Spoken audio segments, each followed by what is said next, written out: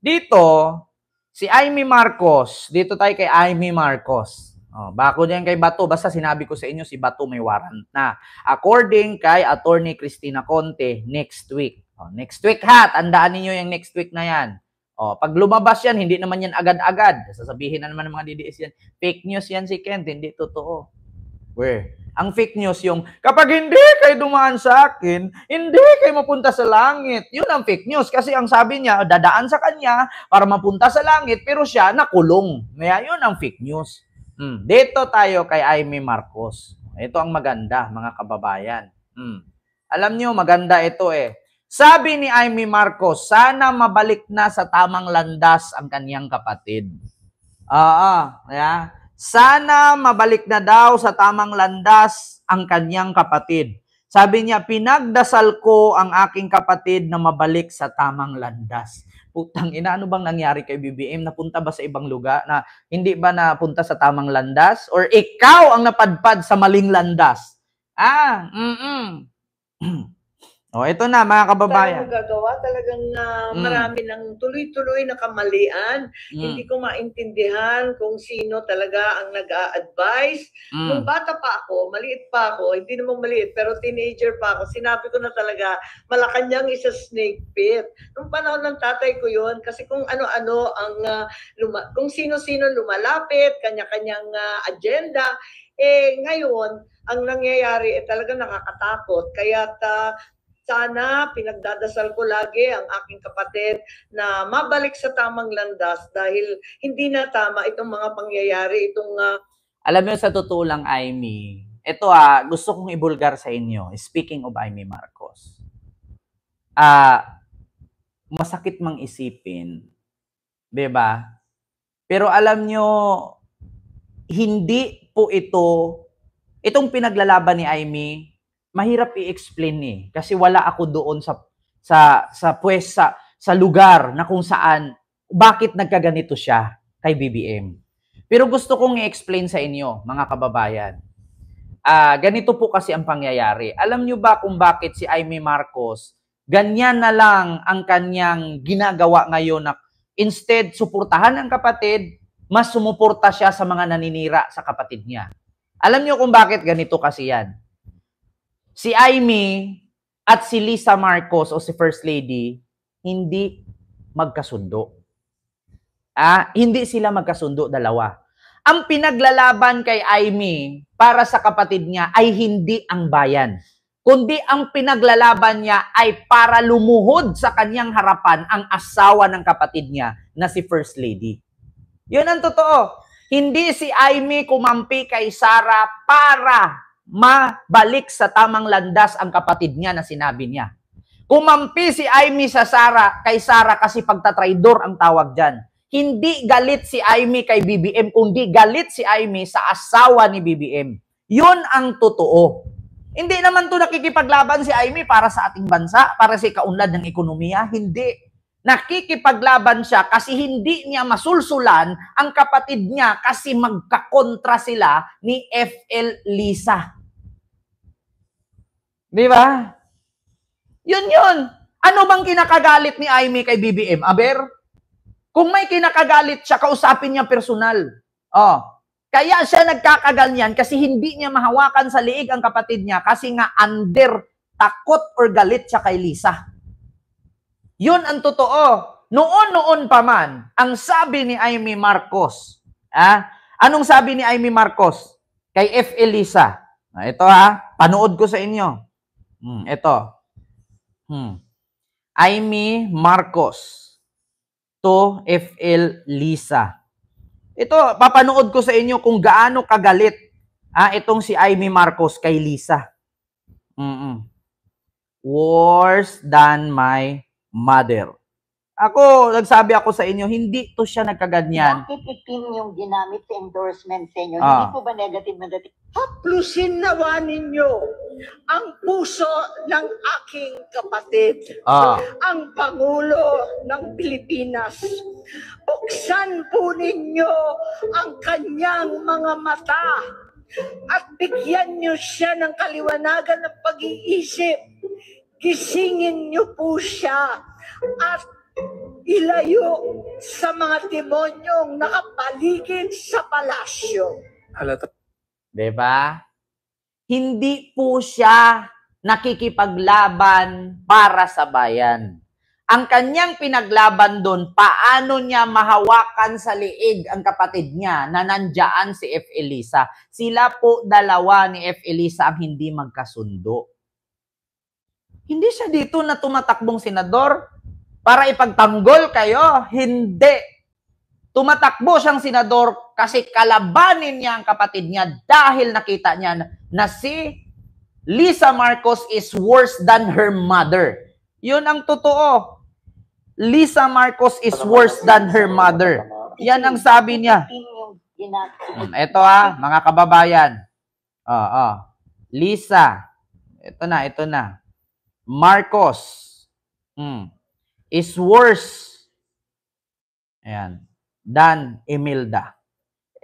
Si Amy nagsabi niyan sa interview niya. Ito Yan.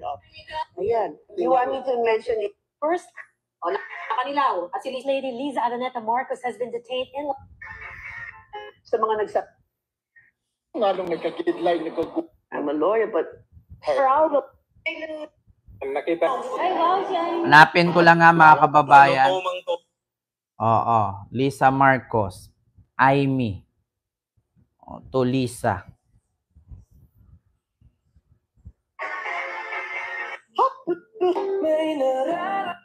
Ito Amy to Lisa Marcos. Nang makita ninyo, mga kababayan. Sobrang galit talaga siya. Si General Katapang ang ating May interview dito. Si Tumending ka. Kung napanood ninyo dati na in-interview itong si Amy Marcos ng DCRH News, no? Ito Amy Marcos. Ito mga kababayan, wait lang. Marcos interview.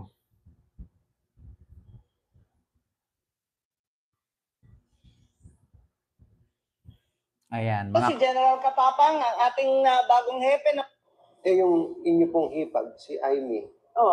What we were expecting then, How is your relationship with your brother? well, Nag-uusap ba kayo? How is your relationship? yung inyo pong hipag, si Amy.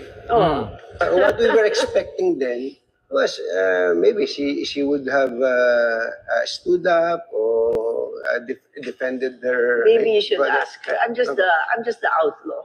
I know what line not to cross. Pero nasa speaking terms ba kayo? Well, every Sunday we have a family lunch. Once kami Monday no said, Iya, hindi mo iniimbita si Amy sa mga Ma'am, ako pa. May group chat kami, lahat sila nandyan. Sabi niya, anong group chat? Ma'am, hindi ko na No, but she's always invited. Kailan pa kayo huling nagkausap ng civil? When did we? Christmas, I think. Yung inyo pong hipag, si Amy. sabi ko nga sa inyo mga kababayan, How is your relationship with hindi magkasundo. Haplusin. Well, ang punong abala si Irene, yung aking kapatid. And syempre, ang bossing ng lahat ay yung asawa ni Bongbong na si Lisa. Ito pakinggan ninyo. Ang busing ng lahat ng asawa ni Bongbong. Well, ang punong abala si Irene, yung aking kapatid. And syempre, ang bossing ng lahat ay yung asawa ni Bongbong na si Lisa. At sila nag-uusap tungkol dito dahil abala kami sa mga arrangements. Unang-una, may sentimental attachment yung aking pamilya sana sa Quirino Grandstand kasi doon narumpa yung tatay ko. Pero ang Quirino ngayon may ospital, may pansamantalang ospital. Ngunit wala naman daw masyadong tao, wag sana maabala sila. At the same time, ang laki-laki kasi ng Quirino, so nag-iisip kami, baka naman maging COVID infections. First Lady Liza? Si Maharlika. So may basehan ang pag-question sa budget. Tingnan nyo mga kababayan. Hindi sila nagpansinan. Ayaw hawakan ni Lisa yung kamay. Oh. Wala. Nakita nyo? Di ba pag nagdasal kayo, sumasalangit ang iyong kaluluwa. Ay, wala. Oh, si Bongbong naghawakan. Si Lisa at si Amy, hindi. Oh, yan ang sabi ko sa inyo. Alam nyo, ang pagtakbo ni Amy sa Senado ay ang paghiganti niya kay Lisa Marcos. Hindi siya galit sa kapatid niya. Ang katotohanan, galit siya kay Lisa. Yun talaga. Kaya nga sabi ko sa inyo mga kababayan, hindi si Amy nagsenador at hindi siya kumampi kay Sara para sabihin na tumutulong siya kay Duterte. Kumampi siya kay Sara para kalabanin ang kapatid niya kasi ayaw ni Amy kay Lisa. Yun ang totoo, mga kababayan. Basta may narinig ako ng interview, sabi ni Amy Marcos, Lisa is worse than my mother. Kung ang mama ko ay maldita, mas maldita daw si Lisa. Sabi ni Amy.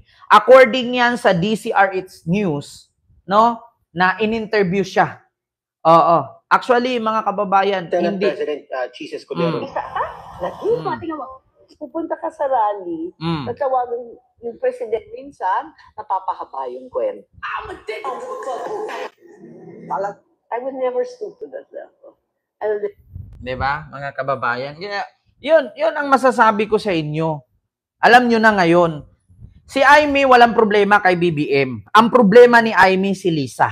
Kaya that's the reason why na kayang traidorin ni Amy ang kapatid niya sa pamamagitan para mapabagsak ang kapatid niya at si Lisa Marcos ang sisihin.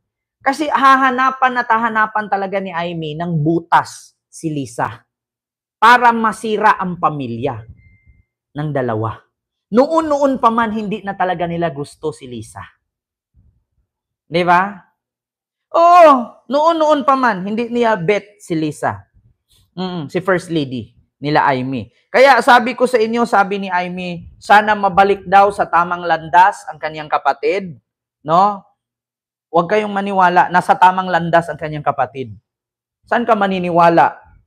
Sa taong tahimik, na wala ka namang nakitang may ginawang masama, o dito sa taong puro kuda, na wala namang ginagawa?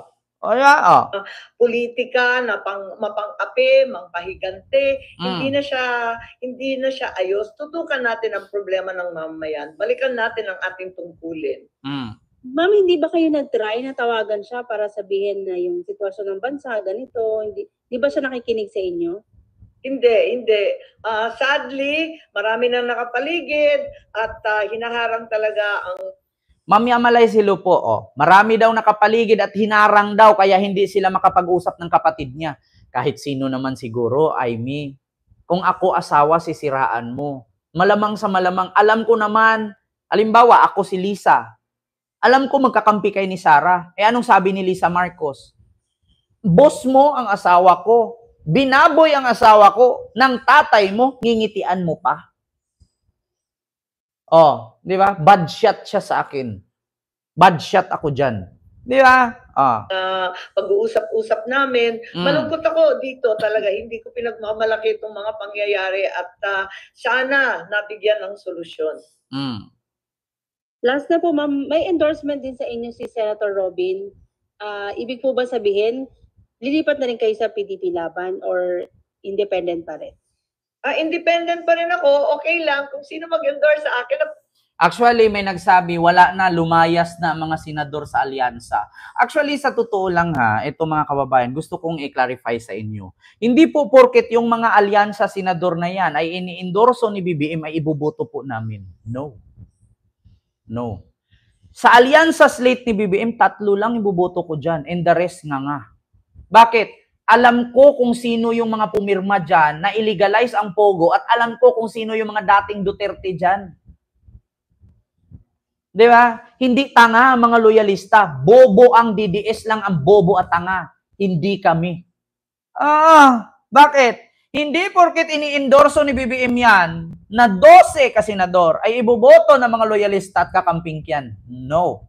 Sa hilira ng slate ni BBM, 3-2 lang ang iboboto ko dyan. And the rest, nga. Mas piliin ko pang iboto si Bam Aquino at si Kiko Pangilinan.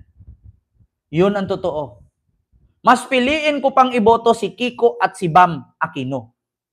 Yun ang totoo. Bakit? Kahit ipagsimay-himayin ninyo, si Amy katagal ng senador, anong ginawa? Nga. Ni minsan ba si Amy, habang nagsisesyon dyan, may naipakulong, may napatunayan? Nga. Tignan nyo si Risa Ontiveros. Sino?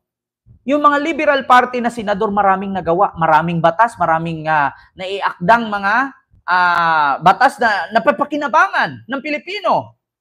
Tandaan ninyo, purpose, sahod ng teacher, sundalo, pulis, sahod ng pagpapatas ng sahod ng gobyerno, mga manggagawa. I-compare ninyo yung liberal senators versus itong senador ni Digong. Puro kayabangan lang at puro exposure lang sa TV at sa balita ang mga mukha nila. Pero wala silang ginagawa. Wala kaming pakialam kahit maglayasan pa yung mga senador dyan sa alyansa. Bakit? Hindi naman namin ibuboto lahat yan. 1, 2, 3 lang ibuboto namin dyan. Kahit nga maglipatan lahat sa PDP yan eh. Noon pa man, hindi pa pinili ni BBM yang mga yan, alam na namin. Diba? Na mga makaduterte yan. Alam niyo yung salitang balimbing? Uso yan sa probinsya. Pero yan ang national fruit ng mga politician. Balimbing. Diba? So tapos na tayo dyan kay Amy. Dito na tayo, mga kababayan.